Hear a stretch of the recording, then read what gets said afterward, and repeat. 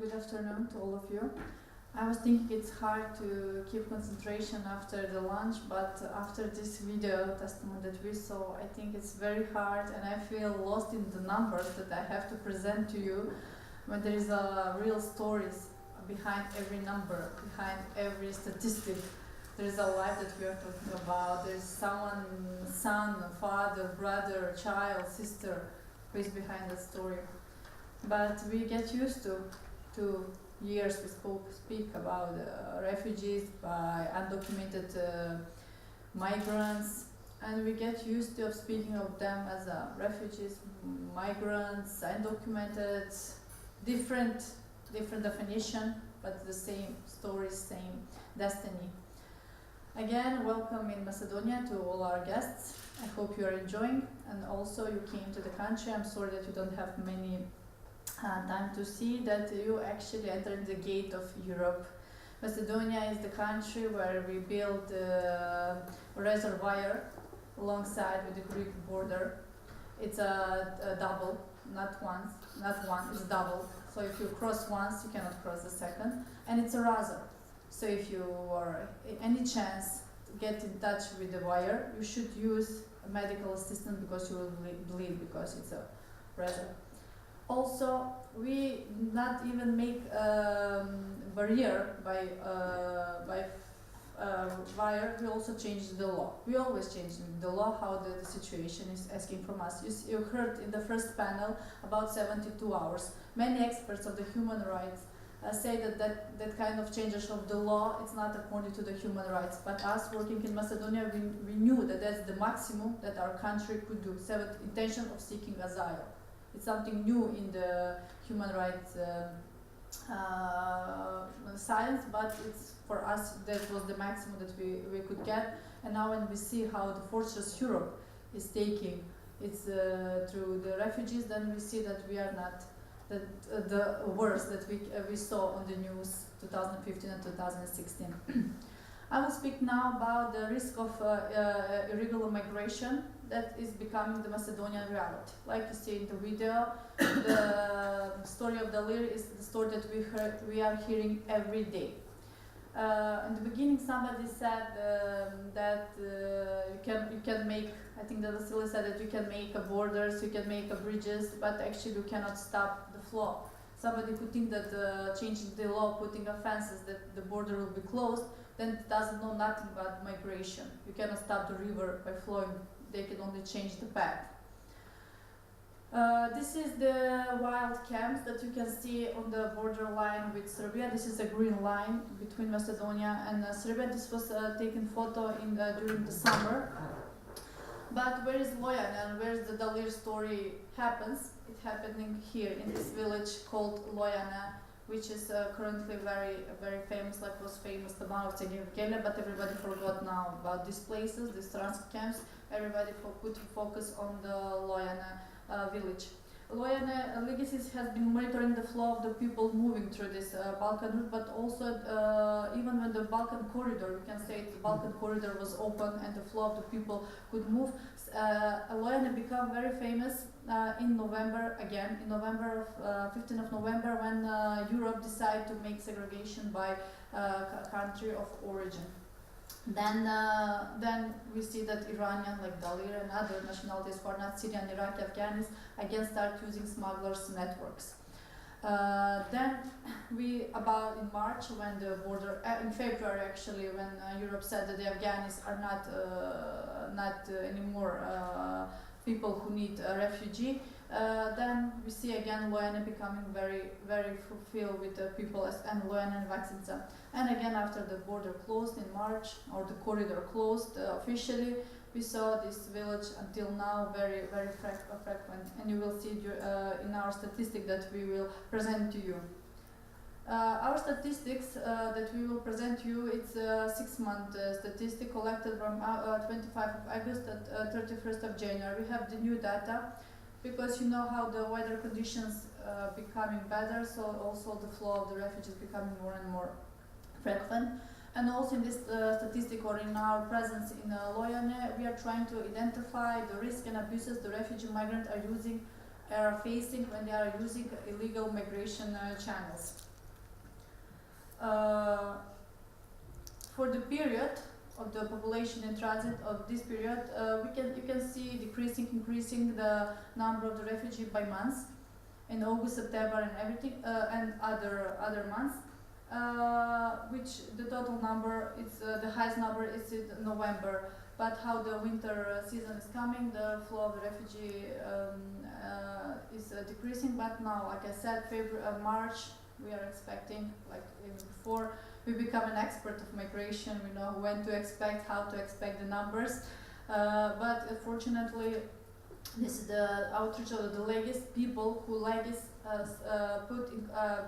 get in contact with them. So we know that the number of the refugees and the irregular migrants is higher, but we put on our statistic only the refugees and the migrants that we get in contact with. So this, I want to make it clear in the beginning of my presentation. If we go to the percentage of the gender of the refugee and migrant population who are transiting the area of Lipkova, 52% for men, 10% for women, 12 children, and 26 are count. That means that we couldn't reach them and speak with them and to see what's their gender, because they are most of the time moving in groups, very frightened, and especially during the nights. And in the winter, the nights are very long, the day is very short, so we couldn't identify them by gender. When we go to the shorter breakdown, because it's very important when we speak about the children, especially this statistic. Many times, and again, the media is speaking about the refugees and the migrants, that only the men, where are the women, where are the children. It's not important how many children, even if it's one child. You heard about the story, being a victim of the smugglers, of the criminal gangs. It's very, very frightened. So the number of the children is very high, especially knowing the way that they are moving through Macedonia, the meanings that they are using to reach to Loyana. It's very interesting to see the population of the country of origin. So if you can see, most of the people who are regular migrants or undocumented migrants who are moving, the most 33% are from Pakistan, 25 from Afghanistan. We have from Iraq 3%, Syria 8%, and non-count 24%, and other, meaning that they come from Palestine, Nepal, and other Algeria, Tunis, Morocco, other countries that we know precisely. One of the reasons why demographic is like this, we also go very often to the camps in Greece, speaking with the refugees there. One of the reasons why so low the number of the Syrians is that they are in very, I can say, can I say good position, but they are the relocation program, which they put all the hopes of the refugees, the Syrian refugees, all the hopes are put on the relocation program, even it's very low, the relocated families, but they put all their efforts and all the minds are put in there, so they are not using the smugglers network, they are hoping and waiting for the relocation. And also the conditions for the Syrians are becoming better. Greece is moving in very small steps, but it's better for the refugees. So they have access to school, so they have access to education, even it's in the Greek language, but still they can go to school. They have food, they have, many of the families are put in the apartments. So they are in better conditions than the people from Afghanistan and Pakistan, which they are not in these days. When now I speak today, many of them, especially from Afghanistan, are not allowed to be present in the camps, or they are fighting to be deported. Especially the people from Pakistan, they are afraid of the deportation. So if you go to the square of Thessaloniki or the Athens, you will see that they are full with the refugees who are not allowed access to the camps. So that's why the number of these two nationalities, Afghanistan and Pakistan, are more in high level than the others. We also put some specific risk that we find in the regular migration, according to all the risks that we put here as as a statistic is according to our reporting of the violation that are happening when we interview and when we are speaking with the refugees, and many times our team workers who are in the Loyane are seeing by themselves. First is the risk of engaging with the state authorities. Like this colleague from Serbia said, also they have denied access to territory. There is no legal way to enter in Macedonia. The amendment that Macedonian Assembly accepted in April 2016, saying the new term for our now system, saying the safe third country. Meaning they put all our neighbored country as a safe country, being member of EU, NATO or CEFTA, or even signing the agreement as Serbia signed the agreement with CEFTA, it's not a member. So all our neighbored country are safe countries. So if you enter from any kind of, this country will be returned. So there is no access to territory. Denied access to asylum protection. You heard also from Martina's experience. I think that she is the most relevant her stories, and the Ombudsman office saying that all these refugees are denied to the access. I will just pass it. Deportation without proper procedure. Now I'm speaking about the Loyane village and what is happening from the Serbian side. Many of you will say, yes, Macedonia is doing the same with the Greece. You heard Elena saying that. Yes, we know, we are aware that Macedonia is doing the same, finding the holes in the reservoir, and putting the refugees and making that illegal deportation, which now Macedonia is facing with a lawsuit in front of the European Court of Human Rights. 8 actually refugees who were returned deported on the village of Moin that happened are suing Macedonia in front of the European Court of Human Rights.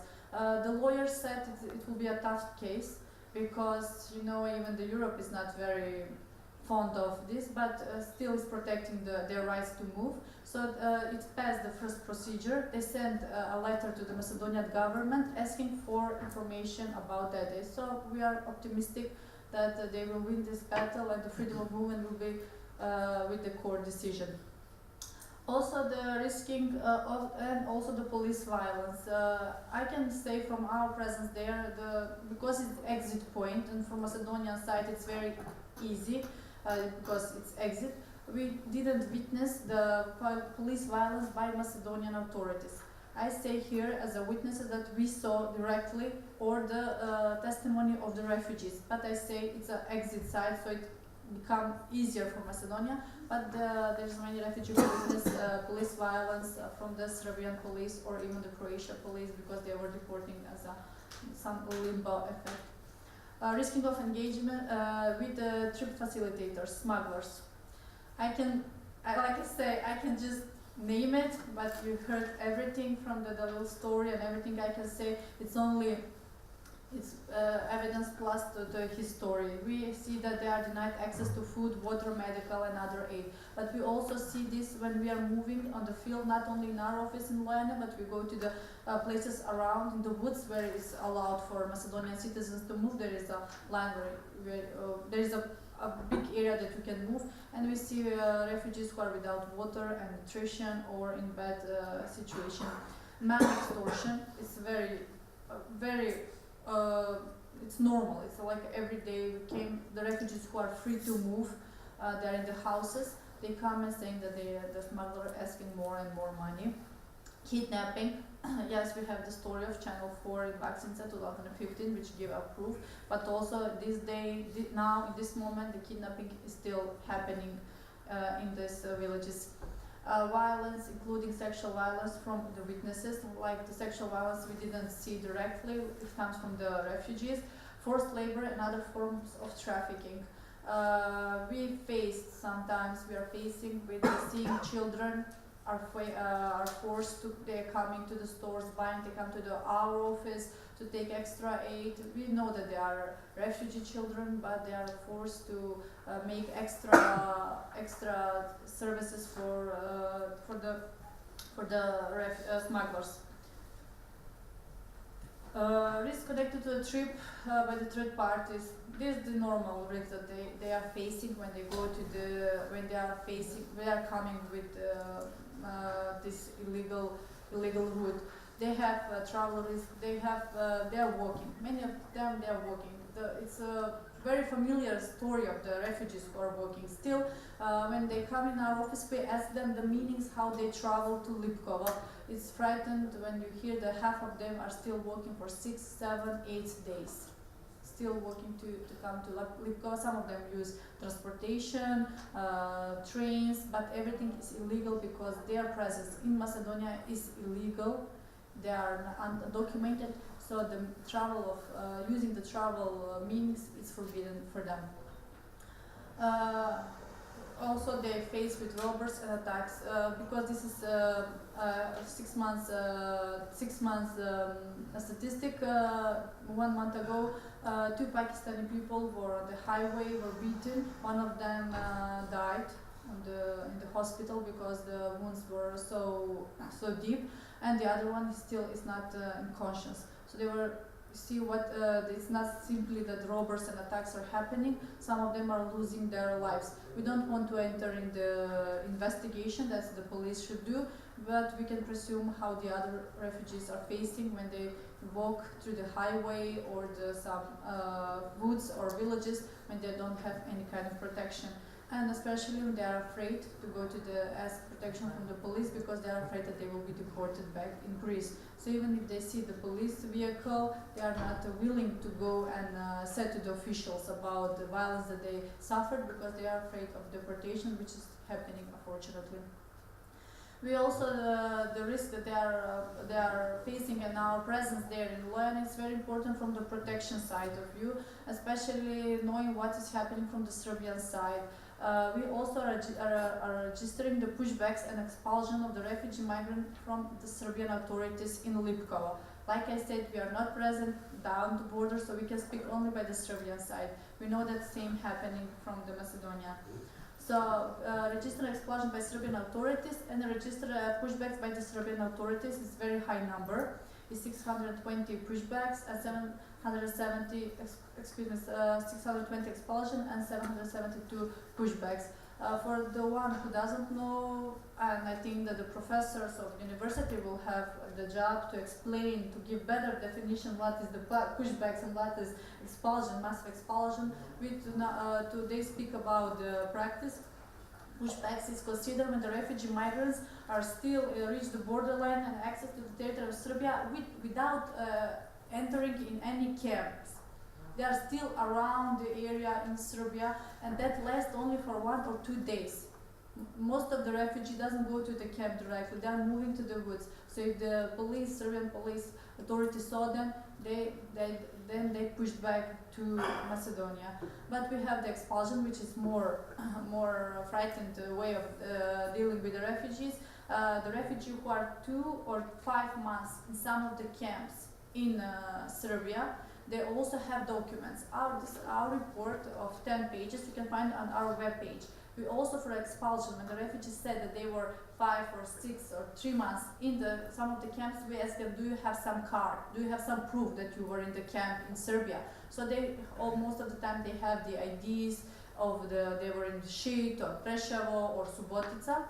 But also when we faced first time with this expulsion, massive expulsion from the Serbian side, we sent to our NGO that we are cooperating in Serbia to send to the refugees to take photo of their cars, because most of the time Serbian police take them all the evidence, that they were, 5 months in Serbia. So we send to them, tell them to make a photo and send to any mail that you will give it to them, because the police will sometimes it takes their phones and every value things that they have. So for expulsion we have a proof, their ID cards or any other proof that can provide us that they were for much higher months that they were in Serbia for a longer period.